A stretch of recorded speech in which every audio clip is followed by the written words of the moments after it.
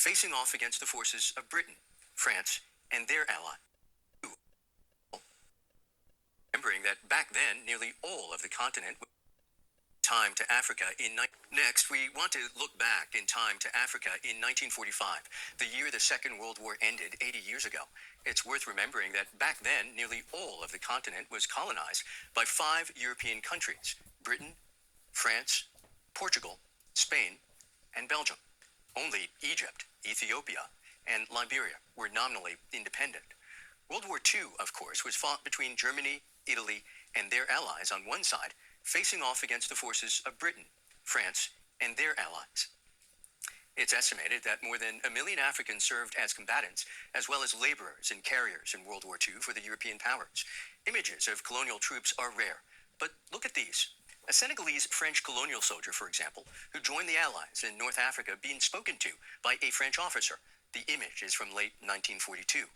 Some Africans were captured in battle. These are another 2 Senegalese soldiers who had been fighting for France before they were taken into a German prisoner of war camp in 1940. But more than half of colonial troops were enlisted by Britain.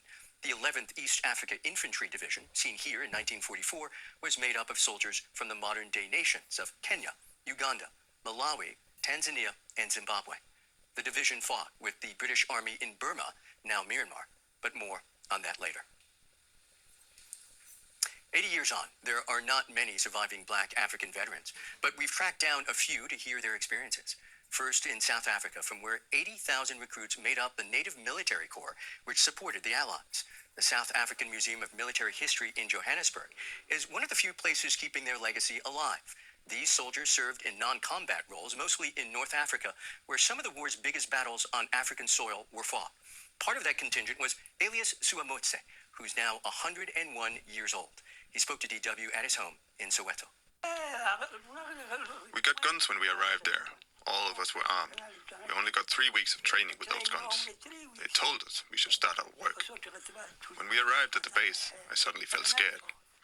Also, we didn't get white bread, like white soldiers, or sugar. We didn't get eggs, and we didn't get butter. Kenya was one of the British Army's most important recruiting grounds. Many young men signed up hoping for better social and economic opportunities. DW Sela Oneko has been to Machakos, just outside Nairobi, to hear from one of the veterans. The Burma Star, a reminder of Mwindi Mudhumbi Kawali's service in the Second World War. He served as a driver for the King's African Rifle, a division of African soldiers who fought Britain's enemies as far away as Burma, today's Myanmar.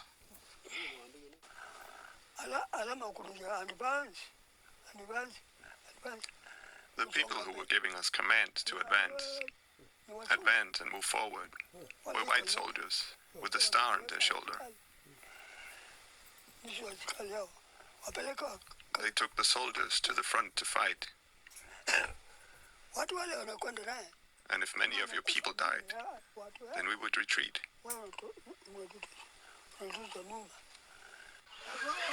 As Kenyan soldiers, Mudhumbi says, they knew very little about the war. They couldn't speak English and were simply moved from place to place.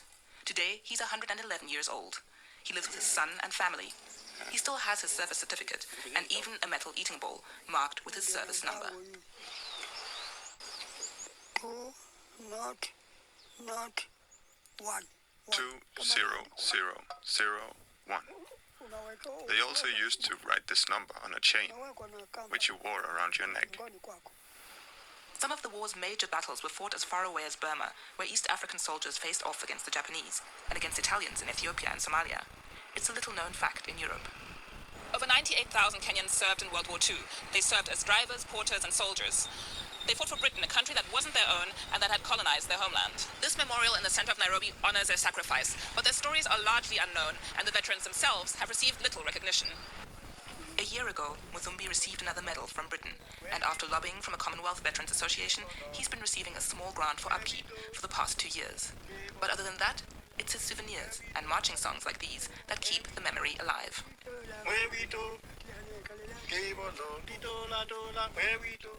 And my next guest is well qualified to tell us more about this. He's the author of the book Another Man's War, the story of a Burma boy in Britain's forgotten African army.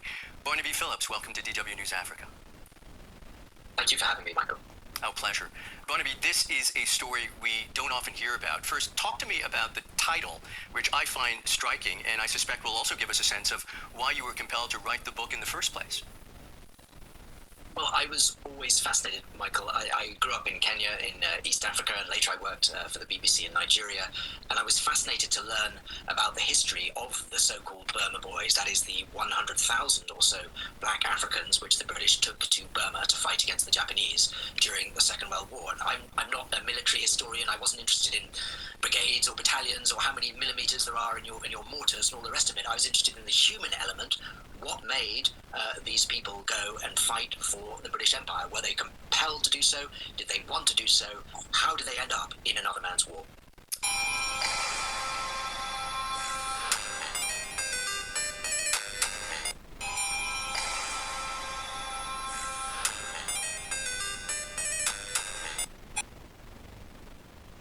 First, you focus this story on Isaac Farayebo. What, in a nutshell, is his story? Isaac Farayebo was a wonderful Nigerian man. I knew him in his old age. He signed up, like so many, in the early 1940s, not knowing what he was getting himself into. He was shipped off to Burma, a place he knew nothing about, to fight the Japanese, a people he knew nothing about. His unit was ambushed very, very quickly, hopelessly ill-prepared. British officers with him were killed, and he ended up spending 9 months with a fellow injured West African soldier behind Japanese lines, deep in the jungle. They only survived because local villagers took pity on them. 9 months later, the British retook that area, and Isaac returned to Nigeria. He was briefly famous in 1945 upon his return, and he lived the rest of his life in respectable obscurity as a civil servant. I got to know him in his 80s. I was delighted to discover he was still alive, and I was able to revive his story and do justice to it shortly before he passed away. Indeed.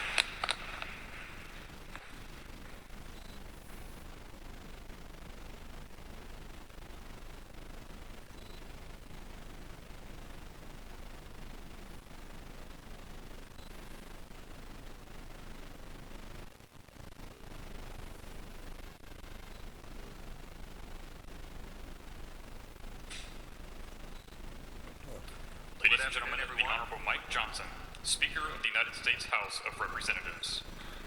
Thank you.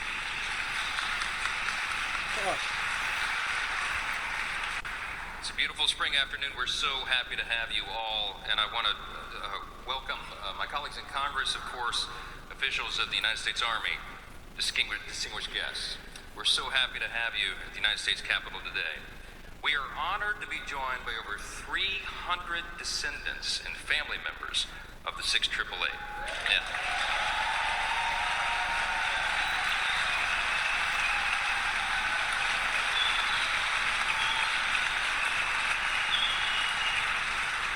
What a testament this is to the enduring impact of these remarkable women that we honor today. This ceremony reflects one of the highest and most cherished traditions of our republic, one that's roots stretch back all the way to General George Washington, Ulysses S. Grant, and the Wright brothers. The Congressional Gold Medal is the highest honor this body can bestow. It's reserved for those whose courage and service shaped our country and our nation's story.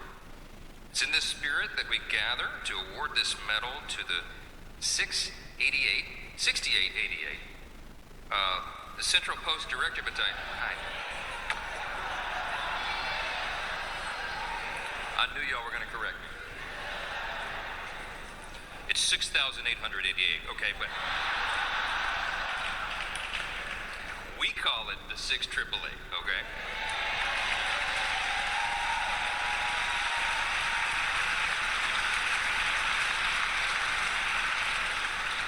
We try to be precise, okay? This battalion was the first and the only unit of African American women to serve overseas during World War II. Yeah.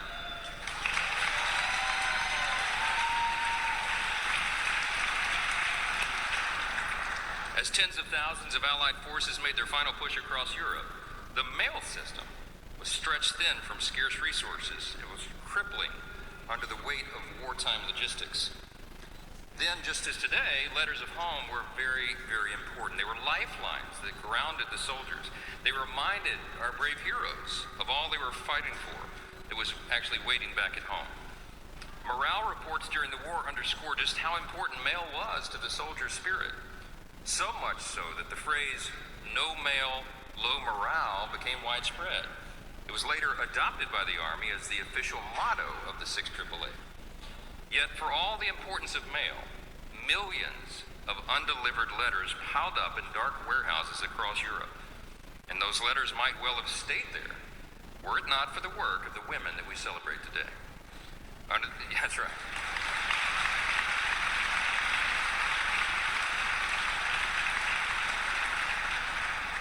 Under the command of Lieutenant Colonel Charity Adams Early, the battalion...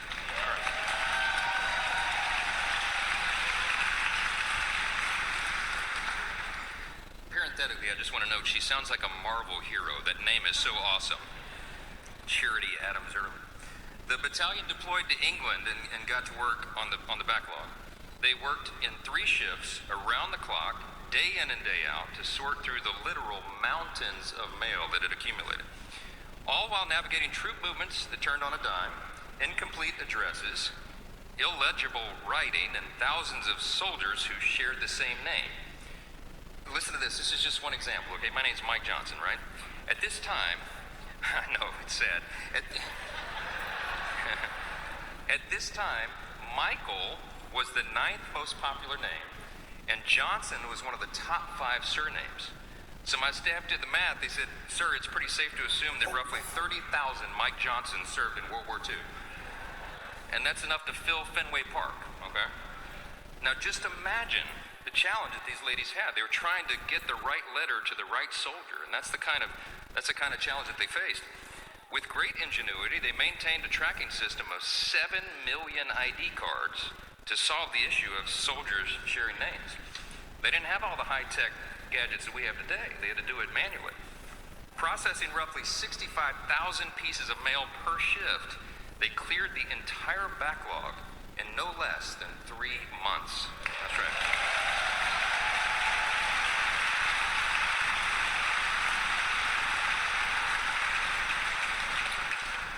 Listen to this. By the war's end, the 6888 had sorted over 17 million pieces of mail. They got the job done, even in the face of inadequate supplies and even in the face of discrimination, both for within the Army and back home. These women were valiant members of our greatest generation. Artists, academics, athletes, women who went on to pursue higher education, to build families, to buy homes, and shape the very foundation of the American middle class. We remember women like Margaret Sayles, who enlisted on her 20th birthday, okay?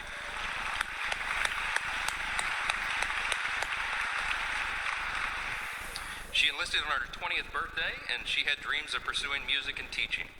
We remember women like Romay Davis, who, okay? She used the GI Bill to attend fashion school, and decades later earned her black belt in her 70s, okay? Tough ladies. We also, of course, remember the incomparable Lieutenant Colonel Charity Adams Early, who guided her unit.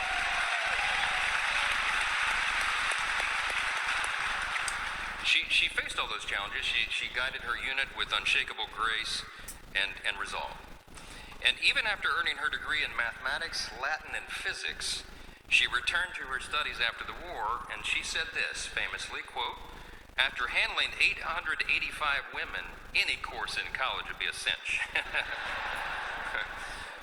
We're blessed that two members of the 6888 are still with us today watching from home.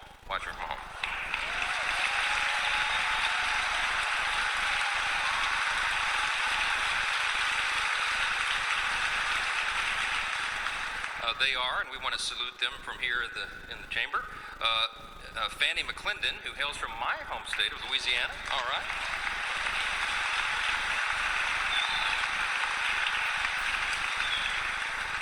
She went on to serve her country as a major in the Air Force.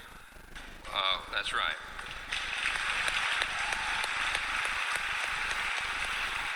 We also have Anna Mae Robertson watching at home.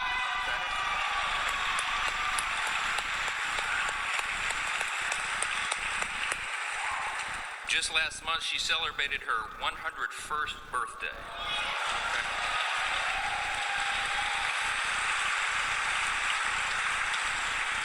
Miss Anna Mae, you got a big group here, okay? These women and the entire 6888 are great American patriots, loyal to a nation that for far too long failed to return that favor. And I'm glad to say that that's changing, and we're doing that here today. This remarkable story has rightly captured imaginations. It has now inspired books and movies, stirred the conscience of millions of Americans who are just now hearing and sharing this incredible story. Today, here in the People's House, we add to that story. So thank you all for being here. We are honored to host you and to celebrate these exceptional women. God bless you. Two Black and Asian heroes, veteran Prince Albert Jacob's powerful story and legacy. Prince Albert Jacob, a 99-year-old World War II veteran from Trinidad, doesn't hold back when he reflects on the contribution of Black and Asian people during the war. Most Black people went overboard and tried hard to make sure that they did their best for Britain, he recalls. Yet, Jacob feels heartbroken by a recent survey showing that many British people still don't realize how much these communities sacrificed. Sitting in a London hotel lobby after a busy week celebrating VE Day, Jacob voices his disbelief. That was my experience. Most of us tried our best for the country. I don't want to upset anyone, but it shows ignorance. How can you not know? Especially today, with what's going on in this world. Born and raised in Port of Spain, Trinidad, Jacob left home at 17 to join the Royal Air Force in 1943. He traveled from the Caribbean to the US and Britain, repairing planes during a tense, historic time. He vividly remembers the moment the Allies accepted Germany's surrender in 1945. I was stationed in Carlisle then. It was a shock. A fantastic experience, yes, and the first thing that came to mind was going home, to somewhere warm again. After the war, Jacob didn't stop making history. He ran for Great Britain's team and later spent 30 years as the postmaster of a Cox Green in Birmingham. For decades, the medals he was supposed to receive stayed out of reach. He never knew he had to apply for them. That changed 2 years ago, thanks to a curious neighbor who urged him to claim what was rightfully his. When his War Medal, Defense Medal, and Veterans Badge finally arrived, Jacob lit up. I never want to take them off. I don't know if it's right or wrong, but I'm just thankful people recognize and appreciate what we did. His story caught the attention of Wire West Indians, a group highlighting 500 years of Caribbean contributions to British heritage. They helped share his remarkable journey far and wide. Jacob admits he faced racism during his service, but remembers the experience as exhilarating and eye-opening. We attended so many dances, got to know the English better than they knew us. But the highlight came just before his 100th birthday. At Horse Guards Parade during VE Day events, Jacob found himself sitting just one row behind the king. The king shook my hand and wished me well. It was a dream. I was in heaven. The most exciting day of my life. For Jacob, celebrating VE Day isn't just about remembrance. It's about honoring those who fought and acknowledging their stories, especially those too long overlooked. It's a chance to appreciate the ones still alive, and to remember those we lost for what they did.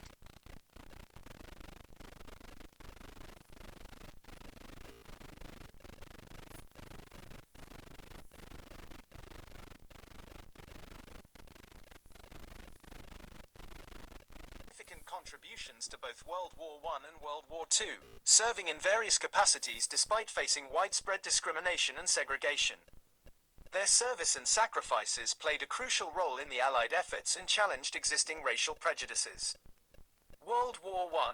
Over 350,000 African Americans made significant contributions to both World War I and World War II, serving in various capacities despite facing widespread discrimination and segregation. Their service and sacrifices played a crucial role in the Allied efforts and challenged existing racial prejudices. World War I. Over 350,000 African Americans served in the U.S. Army during World War I, with approximately 1,300 commissioned as officers. Many served in segregated labor and support units, performing essential tasks such as stevedoring, engineering, and supply transport. These units were often the first to arrive in France.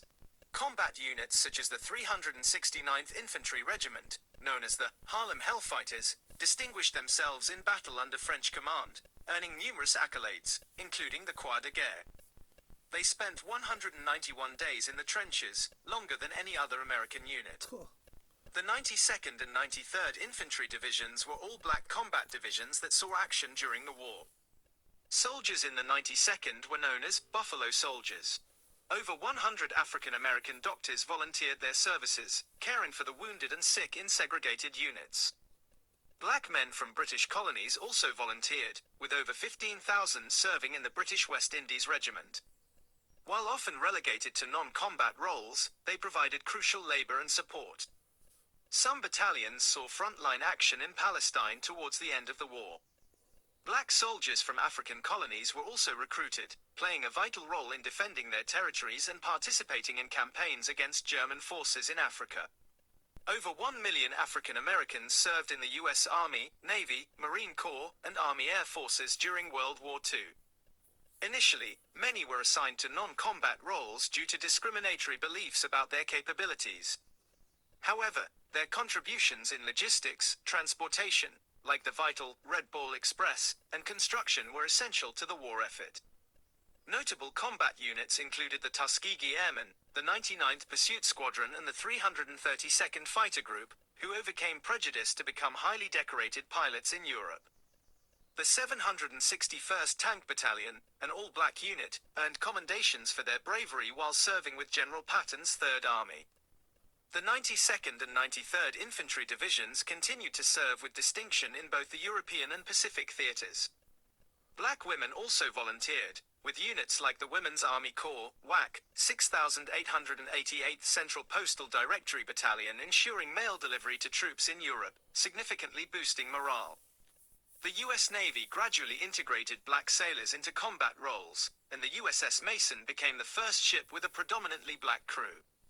Black Britons and individuals from the Commonwealth served in all branches of the military, including frontline troops, pilots in the Royal Air Force, and naval personnel. Over 600,000 black men and women from across the globe contributed to the Commonwealth forces. The service of black individuals in both world wars demonstrated their patriotism, courage, and capabilities, contributing significantly to the Allied victories. Their fight for freedom abroad also fueled the ongoing struggle for civil rights and equality at home.